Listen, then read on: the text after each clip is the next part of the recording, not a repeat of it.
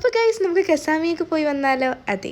അപ്പോൾ ഇന്നെന്ന് പറഞ്ഞിട്ടുണ്ടെങ്കിൽ എൻ്റെ പൊതുപരീക്ഷ റിസൾട്ട് വന്ന ദിവസമാണ്. ഞങ്ങളപ്പോൾ അതിൻ്റെ ഒരു ചെറിയൊരു ചിലവായിട്ടാണ് ഇതെന്ന് പറഞ്ഞിട്ടുണ്ടെങ്കിൽ ഇപ്പച്ചി എനിക്ക് വാങ്ങി തന്നിട്ടുണ്ടായിരുന്നത്. അപ്പോൾ ഇന്ന് നമ്മുടെ പൊതുപരീക്ഷ റിസൾട്ടൊക്കെ വന്നിട്ടുണ്ട്. അത് കാണണം എന്നുള്ളവർ എൻ്റെ യൂട്യൂബിൽ ഞാനൊരു വീഡിയോ ഇട്ടിട്ടുണ്ട് കേട്ടോ, പൊതുപരീക്ഷ റിസൾട്ട് വന്നത്. പിന്നെ അതുപോലെ തന്നെ നമ്മൾ നേരെ അവിടേക്ക് പോയി നമ്മൾ ഇങ്ങനെ കോംബോ ആയിട്ടോ ചെയ്തിരിക്കുകയായിരുന്നു. ആദ്യം തന്നെ അതിൽ മാംഗോ ജ്യൂസ്, അതുപോലെ തന്നെ ഗ്രേപ്പ് ജ്യൂസ്, പിന്നെ വത്തക്ക, പിന്നെ കൊക്കവട, സമൂസ, മുന്തിരി, ഇതൊക്കെയായിരുന്നു ഉണ്ടായിരുന്നത്. ഇവിടെ എല്ലാവരും ആസ്വദിച്ച് കഴിച്ചുകൊണ്ടിരിക്കുമ്പോൾ ഞാൻ ഇവിടെ വലിയ ചിന്താവിശിഷ്ടയായ സീതയെ പോലെ നമ്മുടെ സമൂസ കഴിക്കണതാണ് ഇവിടെ നിങ്ങൾ കണ്ടുകൊണ്ടിരിക്കുന്നത്. അതുപോലെ തന്നെ മെയിൻ ആയിട്ടുള്ള ഫുഡിൻ്റെ ഭാഗത്ത് മന്തിയായിരുന്നു കേട്ടോ ഓർഡർ ചെയ്തിട്ടുണ്ടായിരുന്നത്. അത് അങ്ങനെ എല്ലാവരും അടിപൊളിയായിട്ട് കഴിച്ചുകൊണ്ടിരിക്കുമ്പോഴാണ് ഇയാൾ വരുന്നത്. ഇതിൻ്റെ ഉമ്മാൻ്റെ ബ്രദറാണ്. ഞാൻ കുറേ പ്രാവശ്യം വീഡിയോയിൽ പറഞ്ഞിട്ടുണ്ട് ചില സമയത്തൊക്കെ. ഇന്ന് വന്നപ്പോഴത്തേക്കിനും കുറച്ച് നേരം വൈകിപ്പോയി.